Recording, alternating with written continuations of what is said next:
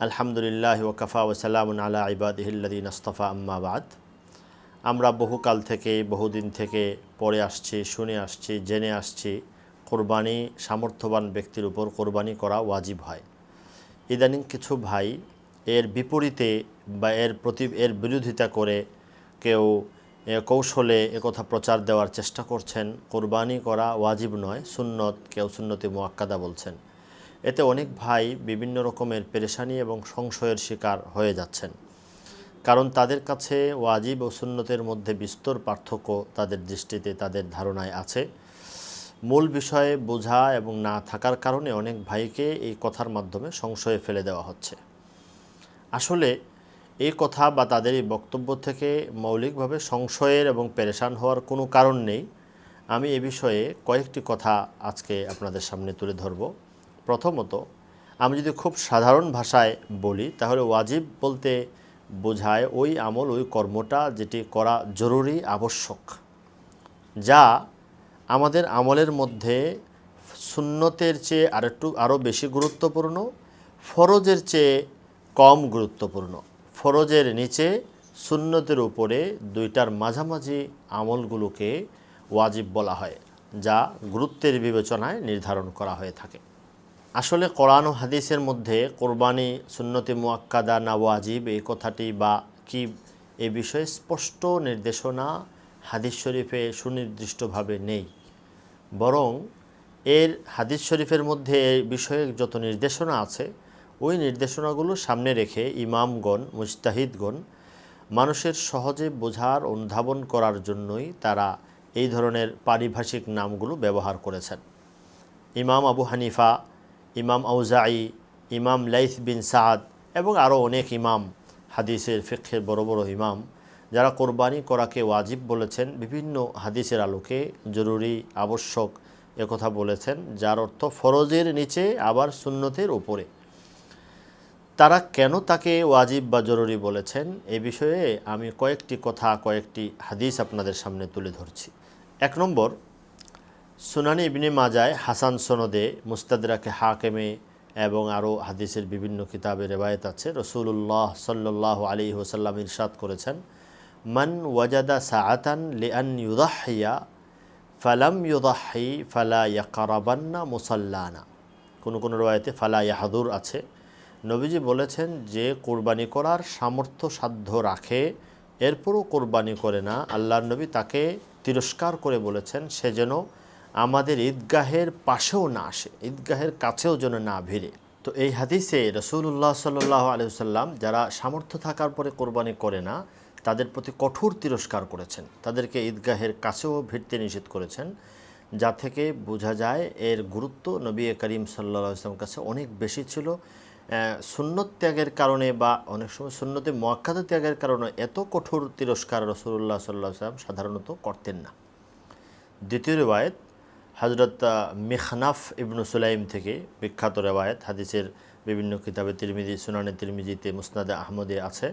রাসূলুল্লাহ সাল্লাল্লাহু আলাইহি ওয়াসাল্লাম বলেছেন, আলা কুল্লি আহলি বাইতিন, এক রিওয়ায়াতে ইন্না আলা কুল্লি মুসলিমিন এই শব্দও এসেছে, বলেছেন আলা কুল্লি আহলি বাইতিন ফি কুল্লি আম উযহিয়া ওয়া আতিরাহ। তো এখানে প্রথম অংশের মধ্যে যে প্রতি বছর উদ্দেশ্য হলো সামর্থ্যবান লোকদের উপরে প্রতি বছর একটি করে কুরবানি তার জন্য দেওয়া আবশ্যক। আলা কুল্লি, আলা শব্দ থেকে আবশ্যকতার অর্থ পাওয়া যায়। 3 নম্বর, সহিহ বুখারী শরীফের রিওয়ায়াত 5500 নম্বর রিওয়ায়াতে আছে, হযরতে জুনদুব ইবনে সুফিয়ান থেকে, তিনি বলেছেন, একদিন রাসূলুল্লাহ সাল্লাল্লাহু আলাইহি ওয়াসাল্লাম ইরশাদ করেন, মান যাবাহা ক্বাবলা সালাতিল ঈদ ফালইয়াযবাহ মাকানাহু উখরা। কেউ যদি কোরবানির নামাজের আগে কোরবানি করে ফেলে, এই কোরবানির পরিবর্তে আরেকটি পশু জবাই তাকে করতে হবে। দেখুন, এই হাদিসেও যদি কোরবানি করলেও চলে, না করলেও চলে, এরকম কোনো সুন্নাহ বা এরকম কিছু হতো, তাহলে নবীজি বলতেন তাকে যে নামাজের আগে কোরবানি করলে কোরবানি হয়নি, বাস এতটুকুই ক্ষান্ত থাকতেন। কিন্তু বলেছেন না, তাকে আবার আদেশ করেছেন নামাজের পরে যেন সে আরেকটি পশু কোরবানি করে। 4 নম্বর, তিরমিজি শরীফের রিওয়ায়াতে আব্দুল্লাহ ইবনে উমর রাদিয়াল্লাহু আনহু থেকে আছে, রাসূলুল্লাহ সাল্লাল্লাহু আলাইহি ওয়াসাল্লাম সম্পর্কে তিনি বলেছেন, নবীজি আকামা বিল মাদিনাতি আশরা সিনিন ইউদাহি, মদিনায় নবীজি 10 বছর অবস্থান করেছেন, প্রতি বছর কোরবানি দিয়েছেন। এটাকে পরিভাষায় বলা হয় মুদাওয়ামা, সবসময় ধারাবাহিকভাবে একবারও ত্যাগ না করা। এটাও একটি কোরবানির জরুরি এবং আবশ্যক হওয়ার প্রমাণ বহন করে, ইঙ্গিত বহন করে। 5 নম্বর, কোরআনে কারিমে সূরাতুল কাউসারে ফাসল্লি লিরাব্বিকা ওয়ানহার, এখানে যে তাফসির অনুপাতে কোরবানি করার কথা, ঈদুল আজহার আজহিয়ার কোরবানির কথা আছে, সেখানেও আদেশসূচক শব্দ ব্যবহার করা হয়েছে, যা কোনো ব্যতিক্রম, কোনো কারিনা বা পার্শ্ব কারণ না থাকলে যার দ্বারাতে জরুরি আবশ্যক হওয়া বোঝায়।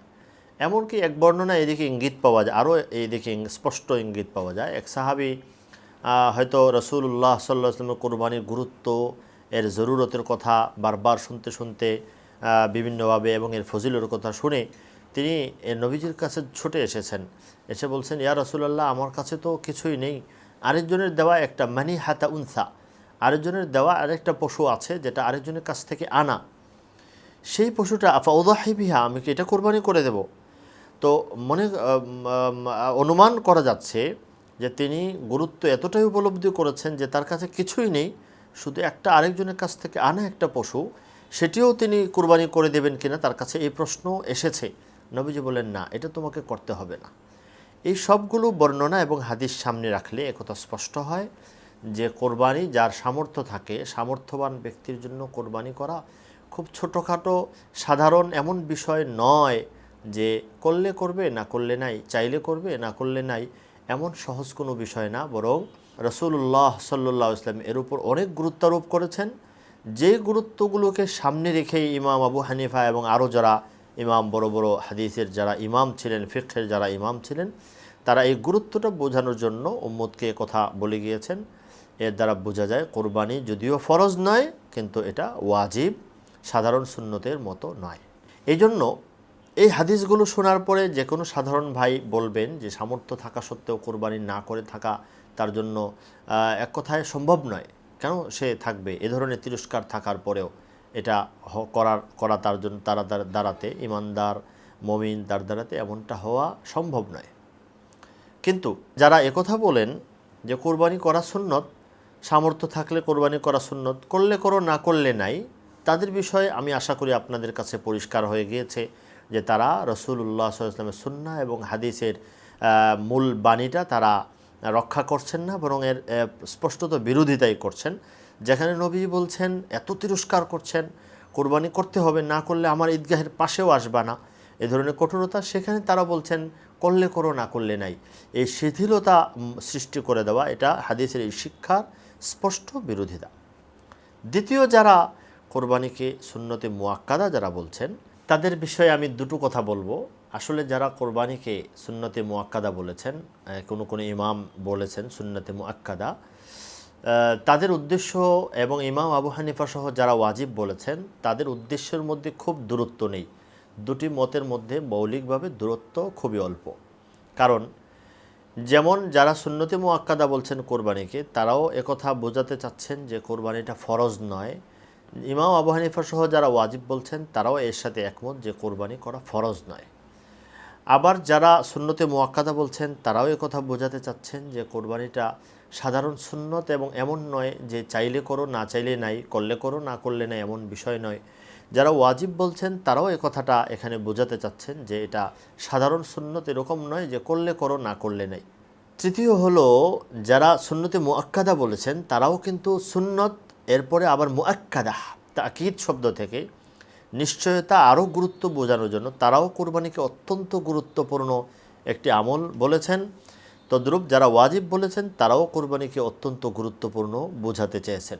হ্যাঁ, গুরুত্ব বোঝানোর দিক থেকে একটু সামান্য তারতম্য থাকতে পারে, নয়তো এই দুই মতের মধ্যে খুব দূরত্ব আসলে নেই।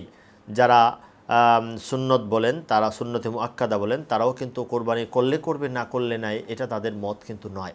সুতরাং দুটো কথার একটি হলো যদি সুন্নতে মুআক্কাদা দ্বারা এ কথাই বোঝানো উদ্দেশ্য হয় করতে হবে, করা জরুরি, করা উচিত, না করা সম্ভব না, না করা উচিত নয়, এটাই যদি উদ্দেশ্য হয়, তাহলে যারা ওয়াজিব বলেন তাদের উদ্দেশ্যের কাছাকাছি।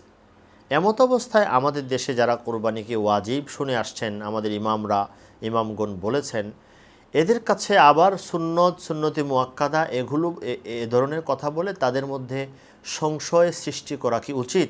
যেহেতু উভয় দলের, উভয় শ্রেণীর, উভয় ইয়ার উদ্দেশ্য এক বা কাছাকাছি বা সামান্য পার্থক্য, তো এমনটা তো উচিত নয়। মানুষ সংশয়ে পড়ে যাচ্ছে। মানুষ সুন্নত বলতে বুঝে যেটা খুব সহজ, করলে করো, না করলে নাই। আর ওয়াজিব বললে মানুষের মধ্যে গুরুত্ব বুঝে। তো এই মতটা এভাবে প্রকাশ করার দ্বারাতে মানুষের মধ্যে সংশয় সৃষ্টি হচ্ছে। এজন্য এই দেশে বা এই অঞ্চলে যারা কথা জানে, কথা বুঝে, তাদের এখানে ওই মতটা এভাবে প্রচার করাটা উচিত নয়। কেউ যদি কখনো বলেনও, তাকে একথা বলাটা এভাবে অবশ্যই বলা উচিত, যাতে করে মানুষের মধ্যে এই সংশয় সৃষ্টি না হয়। দ্বিতীয় কথা, যারা কোরবানিকে সুন্নতি মুআক্কাদা বলেন, প্রচার করেন, তারা কিন্তু আসলে মৌলিকভাবে নিজের থেকে কথা বলেন না।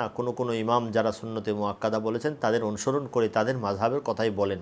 যেহেতু হাদিসে ওয়াজিব হওয়া বা সুন্নত হওয়া কোনোটি স্পষ্ট কথা হাদিসের মধ্যে নেই, এই জন্য যেহেতু তারা অন্যান্য ইমামদের মাযহাবের কথাই বলেন, আমি তাদের কাছে অনুরোধ করব, আপনারা যদি বলতে চান, তাহলে আপনাদের উচিত একথা বলা যে এই কোনো ইমাম বলেছেন ওয়াজিব, ইমাম আবু হানিফা বা ওনারা কোনো ইমাম, কিছু ইমাম বলেছেন ওয়াজিব, কোনো ইমাম এটাকে সুন্নতে মুআক্কাদা বলেছেন, তাদের মাযহাব এটা, আমরা তাদের মাযহাব হিসেবে বলছি। একথা বললে আমাদের দেশের এবং সাধারণ মানুষরা পেরেশান হবে না, ধোঁকা খাবে না। তারা তখন বুঝে ফেলবে, হ্যাঁ, ওয়াজিব যারা বলেছেন এটা তাদের মাযহাব, সুন্নতে মুআক্কাদা যারা বলেছেন এটা তাদের মাযহাব। সুন্নতে মুআক্কাদা এটা হাদিসের নির্দিষ্ট কোনো কথা নয়। যারা মাযহাব এ কথাটা পরিষ্কার করে বলেন না, আসলে বলেন মাযহাবের কথা পরিষ্কার না বলে যেন বলতে চাচ্ছেন এটা হাদিসের কথা, আর যারা ওয়াজিব বলে এটা মাযহাবের কথা বলে, এই ধরনের একটা অস্পষ্টতা তৈরি করেন। এটা অনুচিত, এটা নৈতিকতা বিরোধী, এটা অন্যায় এবং এটাও একটা বিশৃঙ্খলা ও বিচ্ছিন্নতা সৃষ্টির জন্য কারণ।